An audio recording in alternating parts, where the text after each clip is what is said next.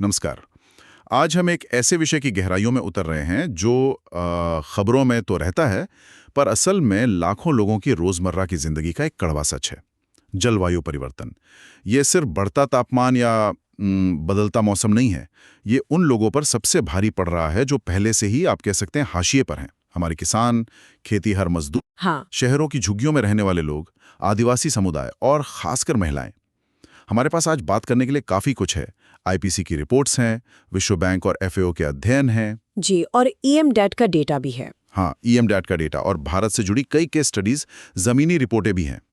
आज हम ये समझने की कोशिश करेंगे कि आखिर ऐसा क्यों है। क्यों जब सूखा पड़ता है या बाढ़ आती है या लोगों को अपना घर छोड़ना पड़ता है, तो इसकी सबसे तीखी मार इन्हीं गरीब तबकों पर पड़ती है। इन स्रोतों के जरिए हम इसकी जड़ें तलाशेंगे और देखेंगे कि क्या कोई रास्ता है इस मुश्किल चक्र को तोड़ने का। सोचिए जरा, जब नदी उफान पर होती है या खेत प्यासे रह जाते हैं, तो सबसे पहले कौन प्रभावित होता है? क्यों ये जलवायु का बदलता मिजाज और गरीबी ये मिलकर एक ऐसा दुष्चक्र बनाते हैं जिससे निकलना लगभग नामुमकिन सा लगता है। यहाँ ये बताना जरूरी समझता हूं कि हमारी बातचीत में प्राकृतिक आपदाओं, विस्थापन और गरीबी से जुड़े कुछ संवेदनशील पहलू भी होंगे। तो चलिए शुरू करते हैं। सबसे पहले वो बड़ी तस्वीर देखते हैं। विज्ञान क्या कह रहा है? वैश्विक आंकड़े क्या बता रहे हैं? आईपीसीसी की चेतावनियां अब तो काफी जानी पहचानी है हाँ, अब तो काफी सुन लिया है इनके बारे में। कि भाई धरती गर्म हो रही है।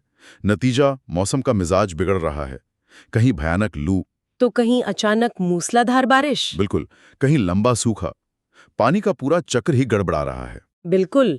और यहीं पे बात और गंभीर हो जाती है। आईपीसीसी साफ कहता है कि इन बदलावों का असर उन पर ज्यादा होगा जिनके पास इनसे निपटने के साधन कम है। और इसी बात को विश्व बैंक, ईएमडीटी डेटाबेस जो दुनिया भर की आपदाओं का रिकॉर्ड रखता है, हाँ। और जीएफडीआरआर यानी global facility for disaster reduction and recovery, ये सब पुख्ता करते हैं।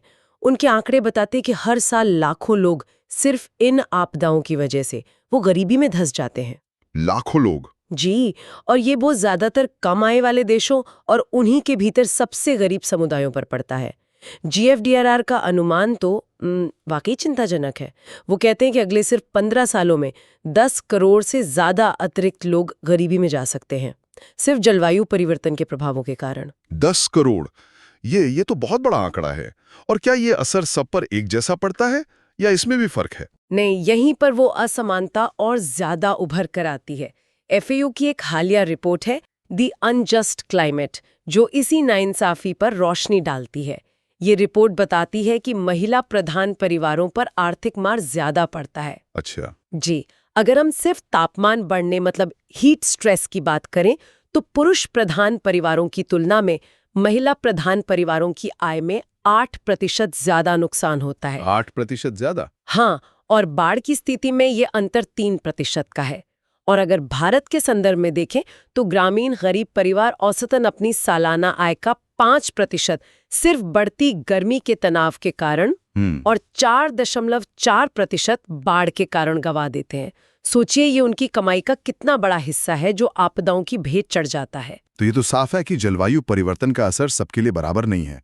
हमारे सामने जो स्रोत हैं वो कुछ खास समूह की तरफ इशारा करते हैं जो सबसे ज्यादा जोखिम में है, जैसे छोटे किसान, सीमांत किसान। हाँ, सीमांत किसान, भूमिहीन मजदूर, शहरों में जो अनौपचारिक काम करते हैं, दिहाड़ी मजदूर, झुग्गीवासी, आदिवासी और दलित समुदाय भी। बिल्कुल, आदिवासी दलित समुदाय और खास तौर पर ग्रामीण महिलाएं और बच्चे।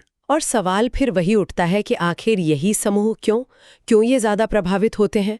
तो स्रोतों में इसके पीछे की वजहें बार बार सामने आती हैं। पहली बात, इनकी झटका सहने की क्षमता कम होती है। मतलब आर्थिक बचत न के बराबर, बीमा जैसी सुरक्षा या तो होती नहीं या पहुंच से बाहर होती है, और मुश्किल वक्त में सहारा देने वाले सामाजिक नेटवर्क भी अक्सर कमजोर होते हैं। अच्छा। दूसरा, सरकारी मदद या आपदा राहत योजनाओं तक इनकी पहुंच अक्सर सीमित होती है, मुश्किल होती है। तीसरा, ये लोग अक्सर भौगोलिक रूप से ज्यादा खतरनाक जगहों पर रहने को मजबूर होते हैं, जैसे नदियों के किनारे जहां बाढ़ का खतरा ज्यादा है। बिल्कुल, या पहाड़ी ढलानों पर, या शहरों में ऐसी जगहों पर जहां बुनियादी सुविधाएं नहीं हैं और घर भी कच्चे या अस्थायी होते हैं। और उनकी रोजी रोटी का क्या? वो भी तो सीधे मौसम पर निर्भर करती है। बिल्कुल, ये चौथा और बहुत अहम कारण है। उनकी आजीविका मौसम पर बहुत ज्यादा निर्भर है। खेती, मछली पकड़ना, निर्माण क्षेत्र में मजदूरी, ये सब काम मौसम के मिजाज से सीधे जुड़े हैं। बारिश कम हुई तो फसल नहीं, ज्यादा हुई तो बाढ़ में सब बह गया, गर्मी ज्यादा पड़ी तो दिन में काम करना ही मुश्किल हो जाता है। भारत के लिए तो खास तौर पर खतरा बड़ा बताया जा रहा है। एक अनुमान है कि अगर हालात ऐसे ही रहे तो 2040 तक 5 करोड़ अतिरिक्त भारतीय गरीबी में जा सकते हैं। 5 करोड़ और? जी, वजह घटती मजदूरी, खाने पीने की चीजों की बढ़ती कीमतें और धीमी पड़ती आर्थिक तरक्की। अमीर और गरीब देशों के बीच का फर्क तो है ही, लेकिन देशों के भीतर भी ये अमीर गरीब की खाई, जलवायु परिवर्तन इसे और चौड़ा कर रहा है। चलिए अब एक एक करके इन आपदाओं के असर को और करीब से देखते हैं। शुरुआत सूखे से करते हैं। स्रोत बताते हैं कि सूखा सिर्फ पानी की कमी नहीं है, मतलब ये जिंदगियों को निचोड़ देता है ना? फसलें गईं। हाँ, फसलें तबाह, पीने के पानी की किल्लत अलग, मवेशियों के लिए चारे का अकाल, फिर पशुधन का नुकसान। लोगों की कमाई का जरिया छिन जाता है, वो कर्ज के जाल में फंसते हैं। और मानसिक तनाव, वो तो शायद हम आंकड़ों में गिन भी नहीं पाते। हाँ, विश्व बैंक और भारत की अपनी क्लाइमेट प्रोफाइल रिपोर्ट भी यही तस्वीर दिखाती हैं। किसानों की आय और पूरे देश की खाद्य सुरक्षा पर इसका सीधा और गहरा असर पड़ता है। भारत के करीब 91 जिले ऐसे हैं जहां गंभीर सूखे का खतरा बहुत ज्यादा है। 91 जिले? जी, और ये ज्यादातर वही इलाके हैं जिनकी अर्थव्यवस्था मुख्य रूप से खेती पर टिकी है, जैसे राजस्थान, मध्य प्रदेश, उत्तर प्रदेश के बुंदेलखंड जैसे हिस्से। और यहीं पर वो बात फिर लागू होती है कि सबसे ज्यादा मार किस पर पड़ती है? जिनके पास सिंचाई के अपने साधन नहीं है, जो बारिश पर निर्भर है। हाँ, वो छोटे किसान सबसे पहले पिसते हैं। महाराष्ट्र के मराठवाड़ा और विदर्भ का जिक्र अक्सर सूखे के साथ आता है। वहां की स्थिति क्या इसी पैटर्न को दिखाती है? बिल्कुल, मराठवाड़ा और विदर्भ का उदाहरण वो बहुत सटीक है। 2010 से 2020 के दशक में वहां सूखे का एक लंबा और भयानक दौर चला। बार बार फसलें फेल हुई, जमीन का पानी नीचे चला गया। हाँ, बोरवेल पे निर्भरता बढ़ गई होगी। बहुत ज्यादा। और स्थानीय मीडिया रिपोर्ट्स, कई शोध अध्ययन बताते हैं कि इसका सीधा संबंध किसानों की बढ़ती आत्महत्याओं और बड़े पैमाने पर हुए पलायन से था। FAO के आंकड़े भी इसकी पुष्टि करते हैं। वे बताते हैं कि गरीब किसान सूखे के कारण अपनी आय का एक बहुत बड़ा हिस्सा खो देते हैं। राजस्थान, मध्य प्रदेश, उत्तर प्रदेश जैसे कुछ सूखा प्रभावित राज्यों में तो स्थिति इतनी गंभीर हो गई थी कि लगभग 2/3 ग्रामीण परिवारों को मजबूरी में पलायन करना पड़ा। 2/3? जी, और एक और बेहद चिंताजनक अनुमान ये है कि अगर उत्सर्जन ऐसे ही बढ़ता रहा तो 2080 तक भारत में खाद्यान्न उत्पादन में 47% तक की भारी गिरावट आ सकती है। 47%? ये तो खाद्य सुरक्षा के लिए बहुत ही बड़ा खतरा है। तो सूखे के खास हारने वाले कौन हुए? अगर हम संक्षेप में कहें, साफ तौर पर वो छोटे और मध्यम किसान जिनके पास सिंचाई के साधन नहीं है, जो मानसून पर निर्भर है। दूसरे, खेतीहर मजदूर जिनका रोजगार सीधे फसल से जुड़ा है, फसल नहीं तो काम नहीं। और तीसरा, महिलाएं, खासकर ग्रामीण महिलाएं जिन पर पानी की कमी का दोहरा बोझ पड़ता है। घर के लिए पानी लाना, मवेशियों के लिए लाना। हाँ, दूर दूर से लाना पड़ता होगा। बिल्कुल, इसमें उनका काफी समय और ऊर्जा खर्च होती है। सूखे की कहानी वाकई दिल दहलाने वाली है। लेकिन जब पानी दूसरी इंतहा पर जाता है, यानी बाढ़ बनकर आता है, तब क्या होता है? क्या वहां भी यही असमानता दिखती है? हाँ, बाढ़ की कहानी भी ज्यादा अलग नहीं है और ये गांव के साथ साथ शहरों पर भी कहर बरपाती है। और यहाँ भी पैटर्न वही है, सबसे ज्यादा मार गरीबों पर। नेचर जैसी प्रतिष्ठित पत्रिका में छपे वैश्विक अध्ययन दिखाते हैं कि दुनिया भर में बाढ़ का खतरा गरीब आबादी वाले इलाकों में कहीं ज्यादा केंद्रित है। अच्छा। भारत में भी यही तस्वीर है। शहरों की झुग्गी बस्तियां जो अक्सर नदियों या नालों के किनारे बसी होती हैं, और गांव में नदी के निचले इलाकों में बसे घर, ये बाढ़ के सबसे आसान शिकार होते हैं। सरकारी आंकड़े बताते हैं कि भारत में हर साल औसतन 1700 लोग बाढ़ में जान गंवा देते हैं। 1700 लोग हर साल? जी, और करीब 5,500 करोड़ रुपए का आर्थिक नुकसान होता है। देश के करीब 51 जिले ऐसे हैं जहां भीषण बाढ़ का खतरा लगातार बना रहता है। बिहार, असम, उत्तराखंड जैसे राज्यों के कई इलाके इनमें शामिल हैं। क्या हाल के कुछ उदाहरण हैं हमारे पास जो इस शहरी और ग्रामीण असमानता को और साफ करते हों? बिल्कुल। 2015 में चेन्नई में जो भयानक बाढ़ आई थी, उसकी बड़ी वजह भारी बारिश तो थी ही, साथ में शहर का अनियोजित विकास और खराब ड्रेनेज सिस्टम भी था। हजारों गरीब परिवार जो निचले इलाकों में या नदी किनारे रहते थे, उनके घर पानी में डूब गए। और उनके पास जमा पूंजी या बीमा तो होता नहीं है ज्यादातर। बिल्कुल नहीं। तो उनके लिए वापस अपने पैरों पर खड़ा होना लगभग नामुमकिन हो गया। इसी तरह 2018 में केरल में जो विनाशकारी बाढ़ आई थी, उसके बाद एक विस्तृत आकलन हुआ था, PDNA कहते हैं उसे। हाँ, पोस्ट डिजास्टर नीड्स असेसमेंट। जी, उस रिपोर्ट ने साफ दिखाया कि सबसे ज्यादा नुकसान आर्थिक रूप से कमजोर परिवारों, कच्चे मकानों में रहने वालों और छोटे-मोटे रोजगार करने वालों को हुआ, जैसे दुकानदार, कारीगर। और पुनर्वास का, दोबारा जिंदगी पटरी पर लाने का सबसे ज्यादा बोझ भी उन्हीं पर पड़ा। मुंबई की झुग्गियों का भी जिक्र था स्रोतों में, वो स्थिति क्या है? हाँ, मुंबई की झुग्गी बस्तियों की हालत तो और भी विकट है। सोचिए, जहां लोग गर्मियों में 48 डिग्री सेल्सियस से भी ज्यादा तापमान में टिन की गर्म होती छतों के नीचे रहने को मजबूर है। वहीं बारिश में उनका पूरा घर और सामान बाढ़ में बह जाने का खतरा बना रहता है। और बाढ़ आती है तो सबसे पहले रोजगार किसका छिनता है? शहर के अनौपचारिक मजदूरों का। ड्राइवर, रेडी पटरी वाले, निर्माण मजदूर, घरों में काम करने वाले, इनकी दिहाड़ी बंद हो जाती है। जो परिवार अपना घर खो देते हैं, उन्हें कैंपों या रिश्तेदारों के यहाँ शरण लेनी पड़ती है। और ऐसे में बच्चों की पढ़ाई का नुकसान सबसे ज्यादा होता है। FAO के आंकड़े भी यही कहते हैं कि बाढ़ के कारण गरीब परिवारों की आय में औसतन 4.4% की कमी आती है, जो उनके लिए बहुत मायने रखती है। सूखे और बाढ़ के अलावा एक और तरह की आपदा है जो खासकर पहाड़ी इलाकों में ज्यादा देखने को मिल रही है। अचानक आने वाली बाढ़, फ्लैश फ्लड और भूस्खलन। हिमालयी क्षेत्र में इसके क्या खास जोखिम है? हिमालयी क्षेत्र अपनी खास भौगोलिक बनावट और बदलते मौसम के कारण वैसे ही बहुत संवेदनशील है। ग्लोबल वार्मिंग से ग्लेशियरों के पिघलने की रफ्तार बढ़ रही है। हाँ, ये तो हम सुन रहे हैं। और बारिश का पैटर्न भी बदल रहा है। कभी बहुत ज्यादा बारिश कम समय में हो जाती है। इससे अचानक बाढ़ और भूस्खलन का खतरा बढ़ गया है। 2021 में उत्तराखंड के चमोली में जो घटना हुई, जहां माना जाता है कि ग्लेशियर का एक हिस्सा टूटने या भूस्खलन से ऋषिगंगा और धौलीगंगा नदियों में अचानक भयानक बाढ़ आ गई, वो इसका एक दुखद उदाहरण है। और इसका असर वहां के स्थानीय लोगों पर कैसे पड़ा? वो कौन थे जो सबसे ज्यादा प्रभावित हुए? असर बहुत गहरा था। इस आपदा में न सिर्फ कई जानें गईं, जिनमें ज्यादातर वहां बन रहे हाइड्रो पावर प्रोजेक्ट्स में काम करने वाले मजदूर थे। अच्छा, बाहरी मजदूर ज्यादा थे। हाँ, काफी संख्या में। इसके अलावा सड़कों, पुलों और घरों को भी भारी नुकसान पहुंचा। इससे स्थानीय अर्थव्यवस्था, जो काफी हद तक पर्यटन और छोटे-मोटे कामों पर निर्भर है, बुरी तरह चरमरा गई। यहाँ सबसे ज्यादा नुकसान में कौन रहा? वही गरीब ठेका मजदूर, छोटे होटल या होम स्टे चलाने वाले स्थानीय लोग, और वो आदिवासी या पहाड़ी समुदाय जिनके पास पहले से ही संसाधन सीमित थे। आपदा के बाद उनका रोजगार छिन गया और भविष्य अनिश्चित हो गया। और एक और चीज जो अब हर साल ज्यादा महसूस हो रही है, वो है भीषण गर्मी, लू, हीट वेव। इसके साथ एक नया शब्द भी जुड़ रहा है, हीट पॉवर्टी। ये क्या भला है? हीट पॉवर्टी या गर्मी से जुड़ी गरीबी, ये एक उभरती हुई चुनौती है। बिल्कुल सही कहा आपने। पिछले कुछ सालों में, खासकर 2022, 23, 24 में भारत समेत दुनिया के कई हिस्सों ने रिकॉर्ड तोड़ गर्मी झेली है।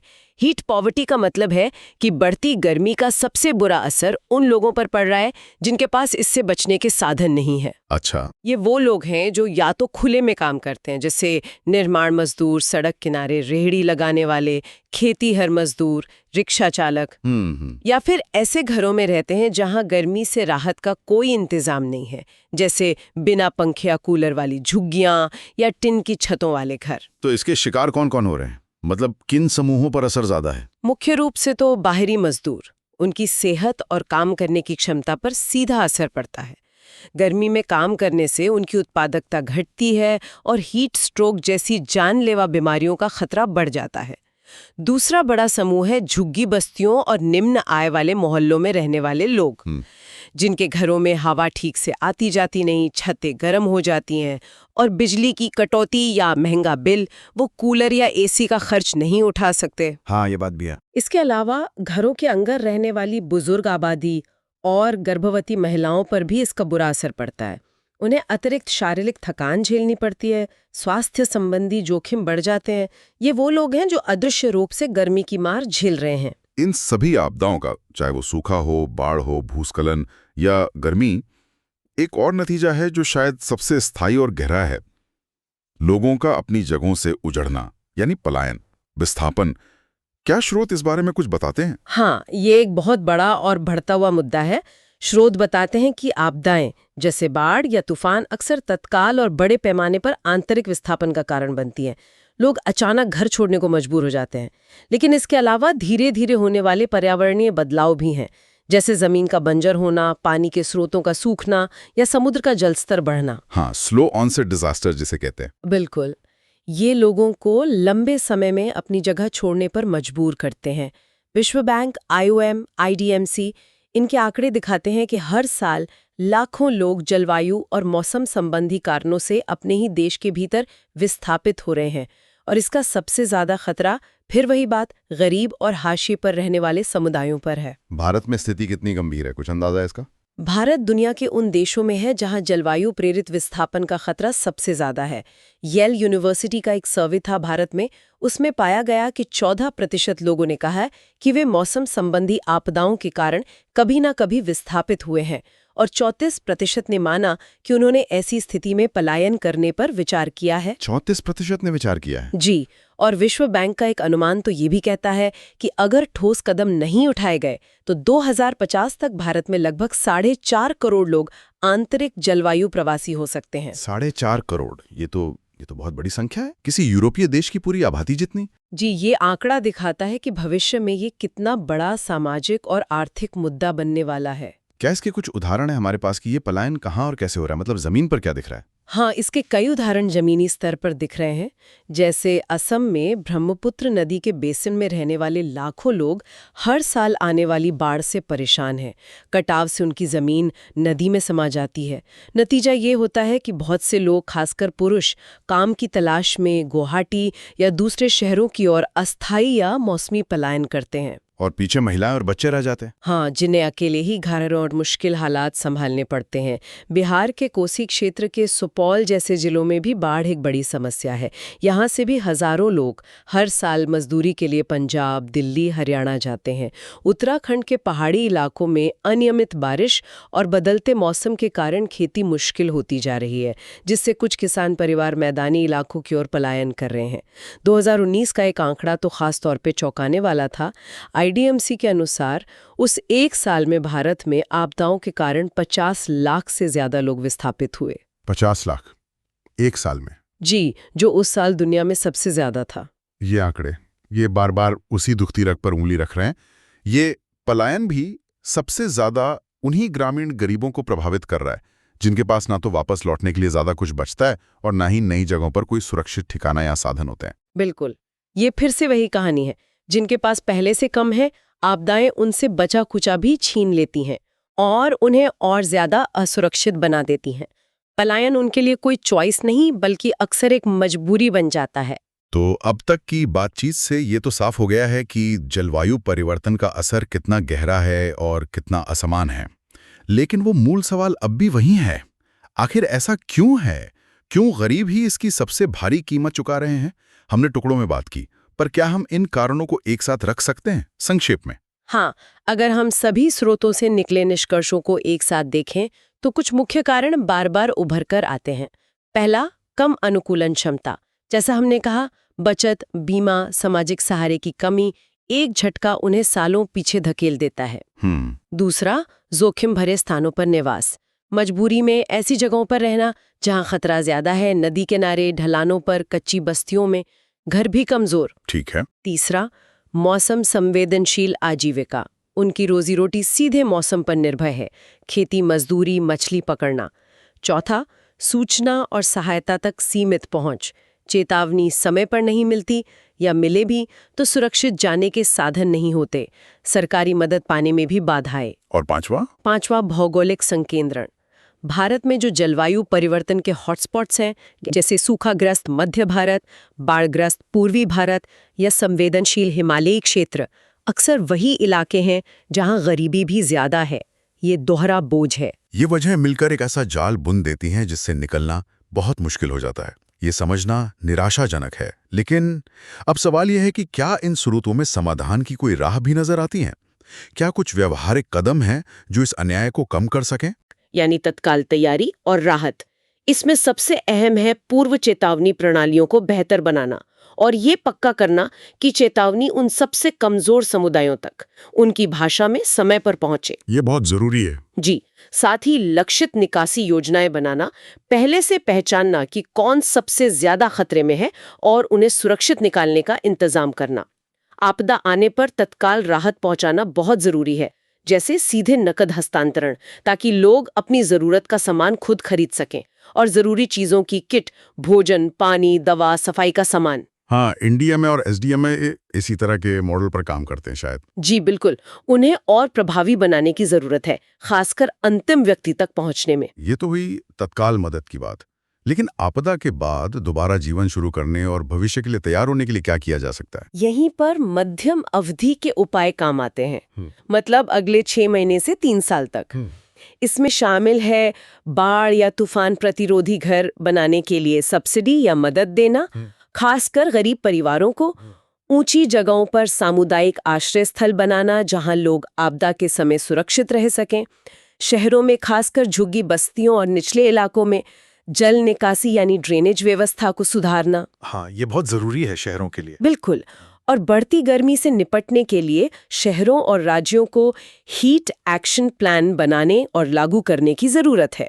इसमें काम की जगहों पर छायादार आराम की जगह, पीने का पानी, काम के घंटों में बदलाव और सबसे गरीब लोगों को गर्मी से राहत के लिए सीधी नकद सहायता, मतलब कूलिंग कैश देना शामिल हो सकता है। अच्छा, कूलिंग कैश, ये नया कॉन्सेप्ट है। हाँ, कुछ राज्यों ने इस दिशा में पहल की है, इन्हें और व्यापक बनाने की जरूरत है। और लंबे समय के लिए क्या, मतलब नीतिगत स्तर पर क्या बदलाव होने चाहिए ताकि ये समस्या बार बार सिर न उठाए? उसके लिए दीर्घकालिक यानी नीतिगत और प्रणालीगत बदलाव जरूरी हैं। इसमें सबसे महत्वपूर्ण है जलवायु स्मार्ट कृषि को बढ़ावा देना।